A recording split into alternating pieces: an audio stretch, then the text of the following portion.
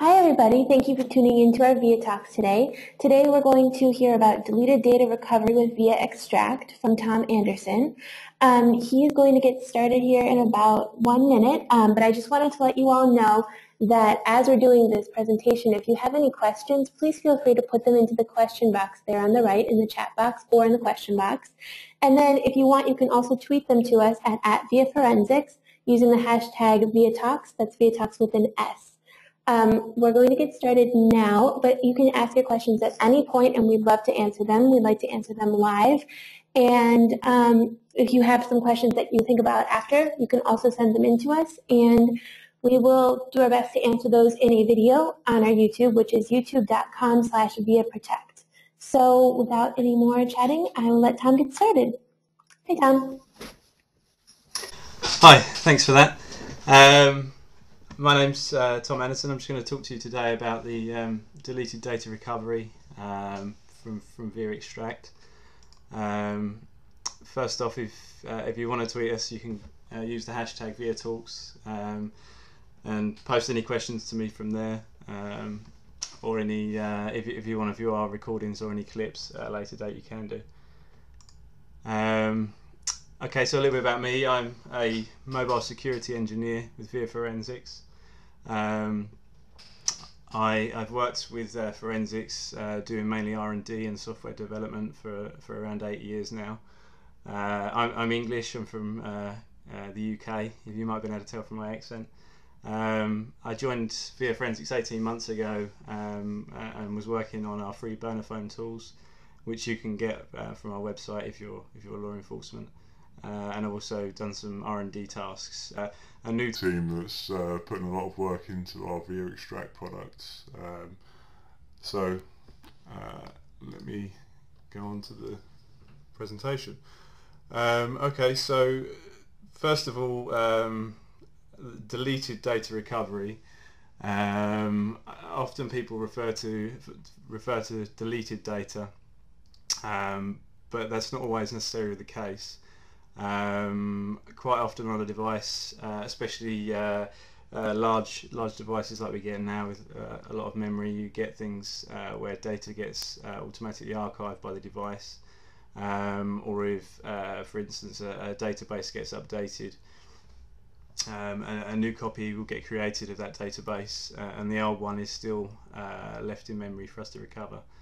And also if the user does like a clears the cache, or like uses an inbuilt operating system tool to do a kind of general cleanup, then that can also get rid of some information, so it's not necessarily been deleted by the user. Okay, so I mean, I tend to refer to deleted data as non-active data when I'm talking about it officially. I know a lot of people prefer inactive, but I guess that's down to personal choice. I'll probably still refer to it as deleted data by accident, but officially I say non-active.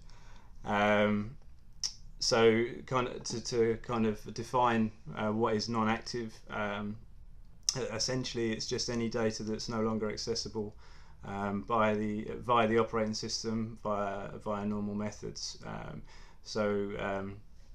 There's no way of actually getting that information back without actually going in and carving the data or reconstructing it from a system image. Okay, just to cover one common question we get. Someone says, I know that a certain file or a part of a file, like a contact or a message, has been deleted, and they want to know if they can recover it. First of all, we always have to say, you know, there's no way, there's no definitive answer to that. It's entirely down to the device and how the memory management's working. Often non-active data is just marked to be overwritten, so it's really down to luck a lot of the time if the data that you want to recover has been overwritten or not. Certainly if the device has got quite full memory, your chances are slimmer, but there's always that possibility. You can also find that with a larger piece of data like an image or a video, quite often that data can be partially overwritten. So sometimes you can recover part of that record, but quite often you won't get the complete piece of data back.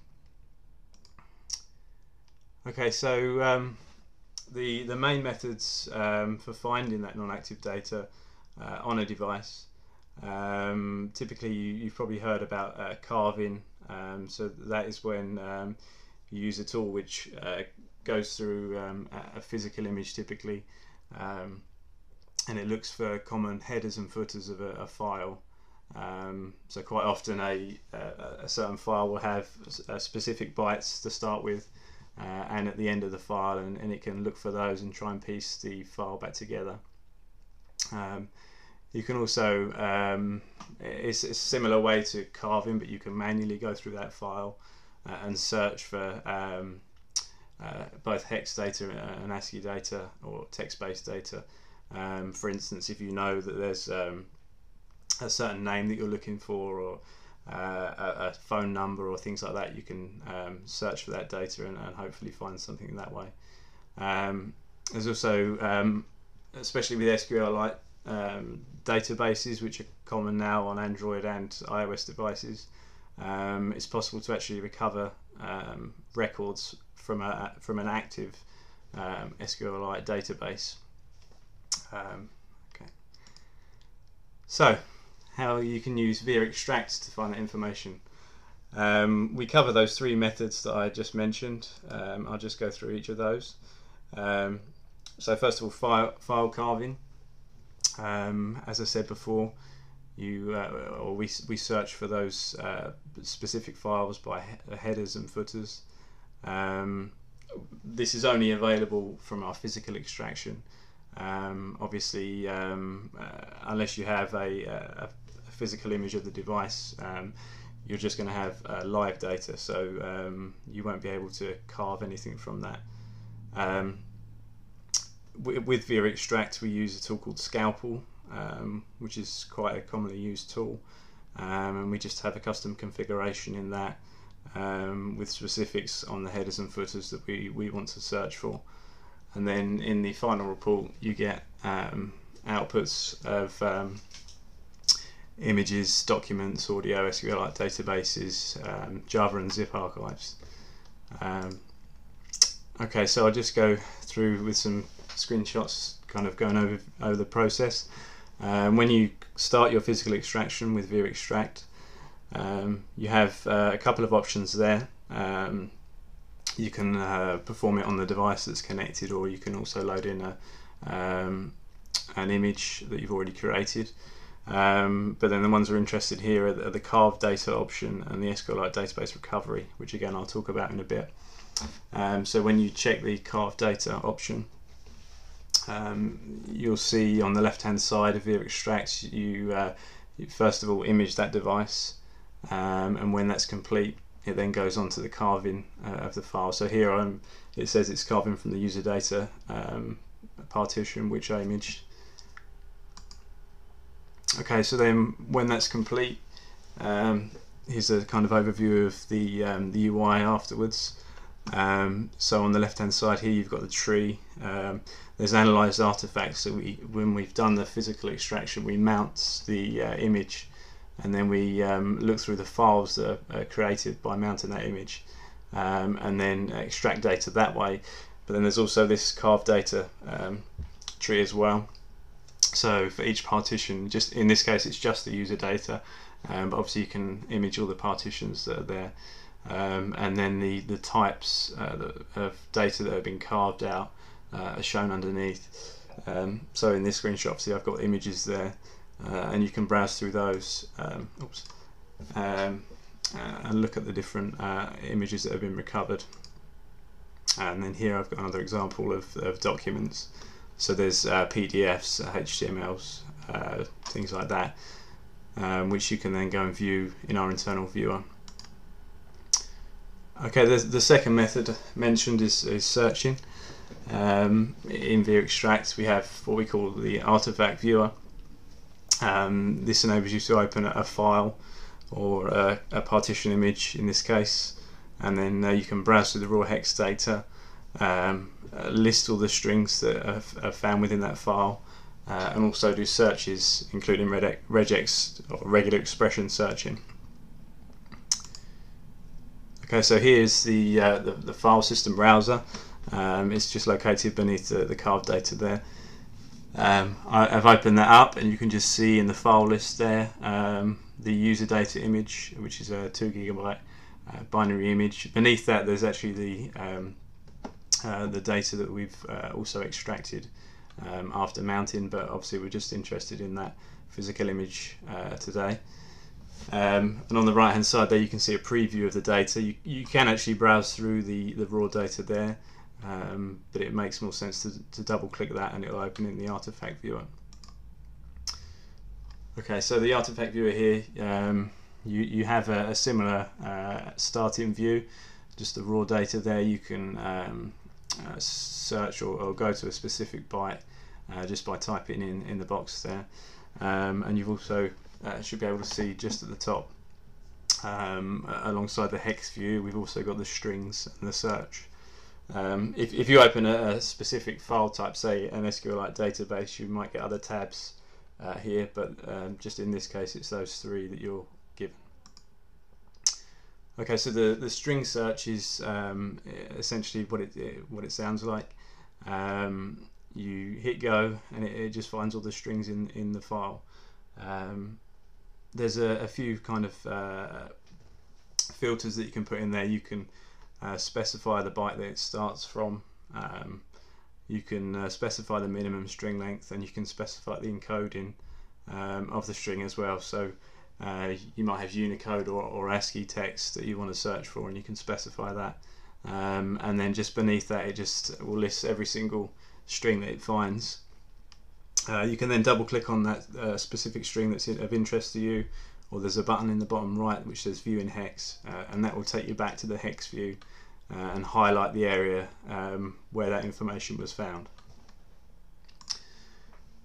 Okay, then onto the search. In this case, I've just done a plain text search for gmail.com. All my hits get listed beneath that with the byte offset, the line, and the match text. This can sometimes look a bit funny, as it does in this example, just because some of the characters aren't standard ASCII characters, so they're not displayed in anything legible there. Okay, and then this is the regular expression searching. Obviously this is a smaller image, so you might just have to believe me on this, but what I've got here, the search term I've used is a regular expression for matching email addresses. I've obviously checked the regular expression box, and then every single hit of an email address should be displayed below. So obviously using this method, you may have deleted contacts or emails, which obviously can be of great value.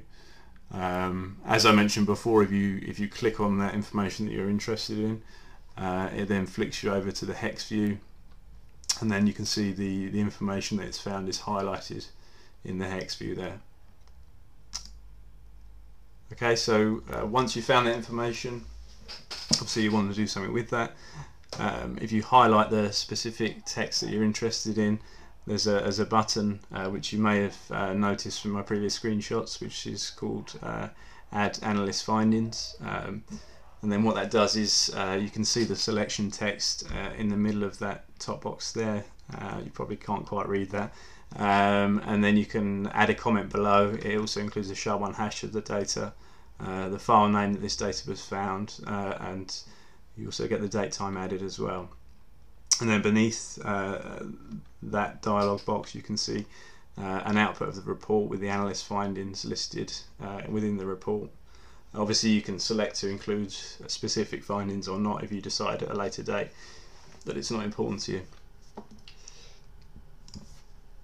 Okay, and then finally the SQLite recovery.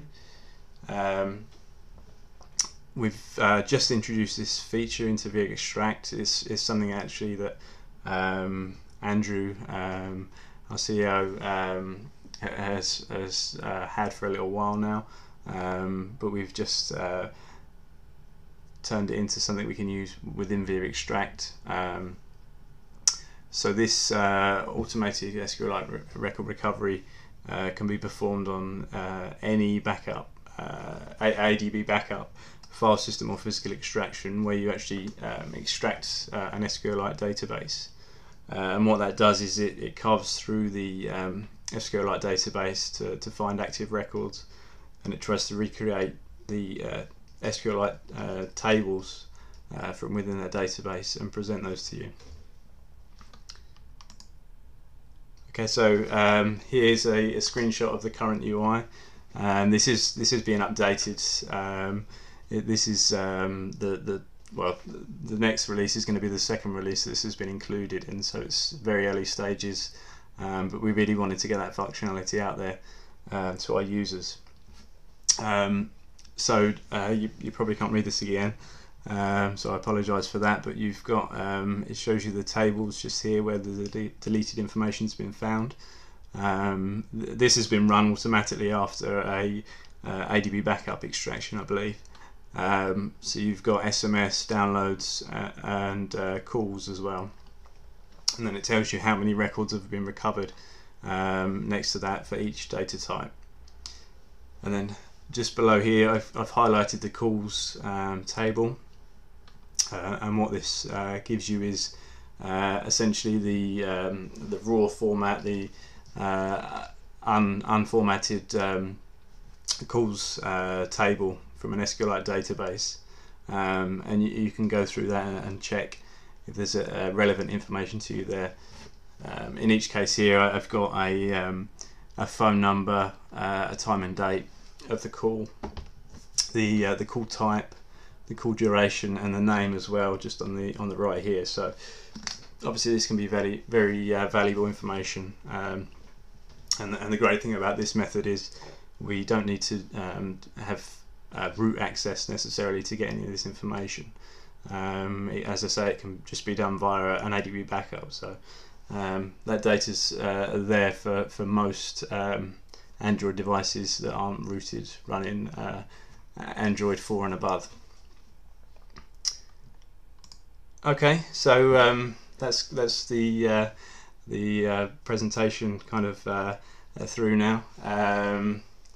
Just to go on to say, obviously, hopefully you're considering viaExtract from this presentation.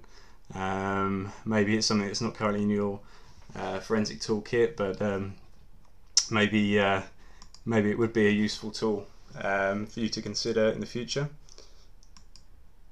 Okay. So basically, as it says there, viaExtract supports routing on all Android devices up to 4.3. Obviously, if your device is already rooted, or you just want to get a logical or an ADB backup extraction from that device, we also do support 4.4 as well. We can obviously do the deleted data recovery that we've just talked about. I don't know if you managed to catch my viaExtract Community Edition talk, where I discuss some of the acquisition types as well. So we have the logical, the ADB backup, the file system, and the physical extractions as well. And we're also going to be supporting iOS, hopefully in the next few months. So that would be logical extraction, file system extraction, and then physical extraction as well. Okay. Yeah, and there's also a 15-day trial available if you did want to check this out. Also, as I mentioned, we do have a free version, which is the viaExtract Community Edition, which is going to be released shortly. Obviously, this is a limited version of viaExtract, but again, if you just want to check out our basic features, it's a great way to do it. Okay, and then there's the email to contact. Okay, so we actually have a few questions, Tom, coming in. The first one is, if I use viaExtract, will it alter the phone that I'm using it on? Yeah, so That's a good question. Again, this is going to really depend on which type of extraction you do. Our basic extraction, which is the logical extraction, which again gets quite a bit of information, that actually installs a very small APK. I think it's around a megabyte onto the device. So obviously there's a slight change there, and then for the ADB backup there's no specific changes, but then for the file system and the physical extraction we do need to push a couple of small binaries up. You may be familiar with BusyBox we use, and then there's a few other tools that we push up as well, but again each of these are relatively small, maybe less than 2 megabytes BusyBox, and the other ones are less than a megabyte. Again, it's an unfortunate side effect, but this is the world we live in today, and the only way you're going to be able to get that information off without additional tools is going to be chip off or JTAG, which is obviously not favourable for some people. Okay, and I just wanted to remind everybody to keep those questions rolling in. You can enter them here in the question box or in the chat box, or you can tweet them to us at viaForensics using the hashtag viaTalks. So I have another question for you, Tom, which is, which of these features are available on viaExtract CE? I know you touched on this a little, but can you go into more detail, please? Yeah, of course. So with the CE version, we're able to do the SQLite database recovery. As I said, this is available on the ADB backup and the file system, both of which are included in the community edition or the CE. The physical extraction is not available for CE users, so any of the file carving or the searching within the physical image is obviously not possible. You can still search within specific files, but obviously unless you have that physical image, you're not going to necessarily recover deleted information in the same way you can with the full version of viaExtract. Okay, that makes sense. So one more time, keep those questions coming in, and just so you guys know, the full video will be posted on youtube.com/viaprotect if you'd like to come back and rewatch this talk or share it with anybody. And there will also be some snippets of the individual questions, excuse me. So if you have a question, we'd love to give you credit for it, so include your name, but I have one more question here that's an anonymous question, which says, how long will unused data typically be stored on the phone? It's a very open-ended answer for this, unfortunately. Again, I touched on this briefly earlier with one of my slides. It's very hard to say. It's going to completely depend on the memory management of the device. With NAND and things like that, the way that the memory gets used is there's different things like where leveling, where specific areas of the memory will be written to more. There could be bad blocks and things which get avoided. It really can depend on the phone, and again the amount of memory that's taken up on the device. If you've got a device which has got very few files on it, then you've got a chance of that data staying on there for quite a long time. But yeah, I mean, the best way to find out is to get our product or a similar product and take a look for yourself and see if that information is still there.